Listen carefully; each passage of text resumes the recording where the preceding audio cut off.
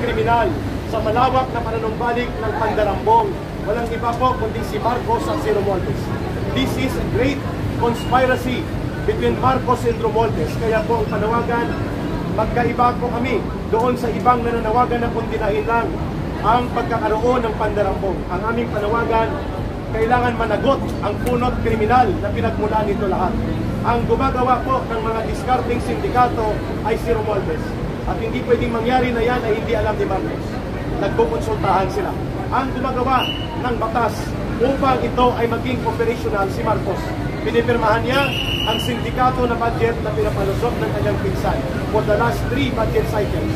Ibig sabihin po, ang conspiracy ni Marcos at ni Romualdez ang naging dahilan kung bakit naging malakas ang loob ng kagaya ni Saldico na maging kriminal na mandurukot at mangangamgam sa kaban ng bayan, ang sindikato sa DPWH hanggang sa baba, hindi lamang sa taas na antas, at pati ang mga kriminal na contractors na numbalik, sapagkat ang unang nawala ay yung tinatawag nating fear factor, yung pagkatakot na may kalalagyan ka kapag ikaw ay nagnakaw sa kaban ng bayan.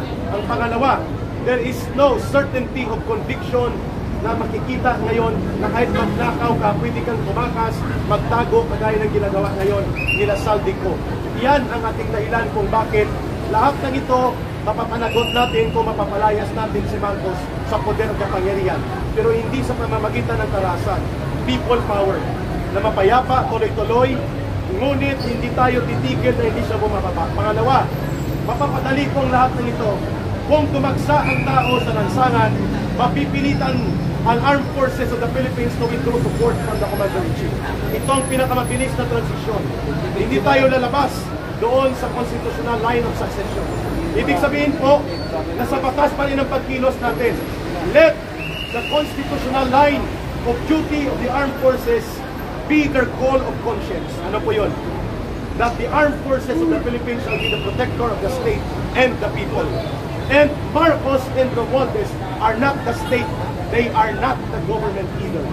Ibig sabihin po, mapapadali ito lahat kapag nanindigan ang AFP kasama ang PNP to withdraw support from the Commander-in-Chief, that will render Marcos inutile, and therefore a transition of power as stated by the Constitution can take place.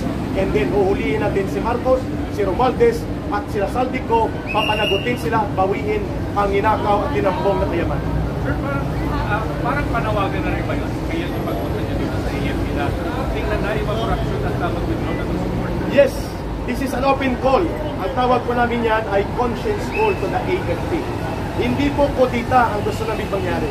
Hindi din po mutiny, kundi ang AFP must abide by their constitutional mandate. At ano po yung nakasaad sa Constitution? Article 2, Section 3. The armed forces of the Philippines shall be the protector of the state and the people. When the government, like what we are having right now under Marcos, does not serve the interest of the people, but rather facilitates the crime of plunder, it is only proper for the AFP to stand with the side of the people. Mapapadali ito lahat kung wala ng AFP sa likod ni Marcos. And that is an urgent conscience call na kasama po ang paglawak ng protesta ng mga ito. Sir, final na lang from my part. Nanawagan kayo na dagsa ang tao. Yung numbers nyo ngayon is not a disappointment knowing well, I'm pretty sure the number. Hindi po kami apektado dyan because it's not on the number, it's on the purpose. Alam po natin na umiiral sa Pilipinas ang pag-aalangan sa taong bayan na muling magkaroon ng people power. There is an unwritten, hindi natin inaamin pero umiiral, ang tinatawag na somehow people power fatigue. Pero hindi tayo naniniwala na habang buhay ay pagod sila na mag-people power. May hangganan po ito. Sa dinaanan ko pong buhay, may tinatawag na ebb and flow. Mayroon pong panahon na ang daloy ay tuloy-tuloy, may panahon po na tuyo. Ang panahon ito ay nagpapakita that we are on a fertile ground. Bagamat konti ang dumating ngayong umaga o sa susunod na mga araw, it does not follow na forever ay hindi lalabas ang tao. Ang nagpapadaloy ng kasaysayan, nobody can predict a people power when it is going to take place. It will have a trigger situation. Hindi ko rin ma-predict yan, no? Ang nasamahan ko po na people power ay yung pagpapabagsak ay era bago ako mag-armado noon laban sa gobyerno nang mag-NPA ako. Pero Nobody expected na ganon kabilis, 4 na buwan lang ang kay Era. Ang kay Marcos, almost 20 years. So, hindi natin may tatakda kailan magigising ang tinatawag na national consciousness. But definitely, we are going towards that. Yan ang nararamdaman ko namin at nakikita. The ground is fertile for the people to realize, after all, hindi mali ang magkaroon ng people power na mapayapa at may paninindigan, sapagkat ang aral ng 86 people power at ng 2001 ng people power ay pwede nating halawan yon. Ano po yun? Kailangan mangibabaw ang good governance at ang real reforms ay isusunod natin. Otherwise, useless ang people power kung magpapalik-balikan lang ang mga magnanakaw sa gobyerno. Yan ang dahilan kung bakit may pag-aalangan ng taong bayan na magkaroon muli ng people power. We admit to that.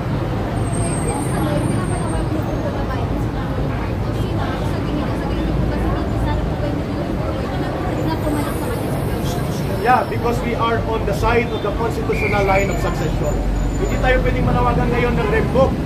The REVCOP can only be done kung yan ay magiging national consensus. But right now, the immediate solution is to remove Marcos and Romualdez and then have a leadership change and then reforms. Yeah, just like sa panahon ni Gloria, ang mali doon, hindi nagtuloy-tuloy ang pagbabago. Kaya nagkakaroon ng doubts or ang so-called state of undeclared people power fatigue. But I do not believe that the people power fatigue is a permanent status. It is a temporary situation. If ever po na si Bibi Sara, malaki po kayo ng confidence or magdasa po ba kayo ng mas gaganda na tumismo po kami ng Of course, kasi nakita natin na hindi po siya kahit anong sabihin na ina-allege siya doon sa confidential fund ng mga anomalya, na-clear siya ng Commission on Audit lahat. At malinaw naman po ang record ng mga Duterte. Hindi sila ang record na magnanakaw na pamilya. Hindi sila mandarambong. Kaya po nakita ng taong bayan kung paano nag-improve ang Davao. We are not yung parang hook, line, and sinker para sa mga Duterte. But right now, the constitutional line of power succession belongs to the Vice President. And nagkataon na si Sara Duterte yan, naniniwala tayo that she will be capable. Dapat nga naghahanda na siya ng shadow government right now.